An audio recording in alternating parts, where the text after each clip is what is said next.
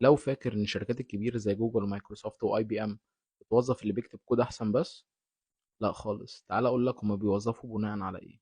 المهارات الفنيه مطلوبه طبعا، بس الاهم من المهارات الفنيه هي السوفت سكيلز، او المهارات اللي بتخليك تعرف تتعامل جوه فريق، زي ان انت تعرف تتكلم كويس، تعبر عن فكرتك، ازاي تتعامل في فريق، في حاجه قدامك انت مش عارفها ممكن تقول كلمه مش عارف عادي خالص. في ناس بيبقى الكود بتاعها عبقري وكويس جدا، لكن مفيش حد بيحب يشتغل معاهم في فريق.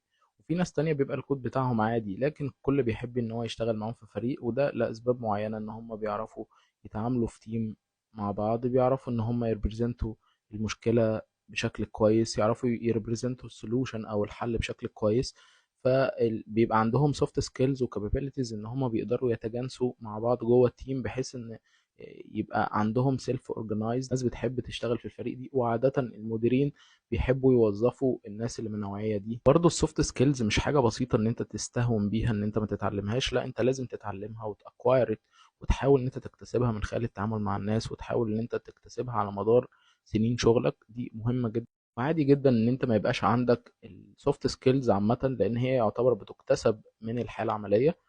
فاحنا هنبدأ بان انا هسيب لك كورس ريكومندد في الديسكريبشن بتاع الفيديو، وبإذن الله يكون هو سبب في ان هو يطورك من ناحية السوفت سكيلز.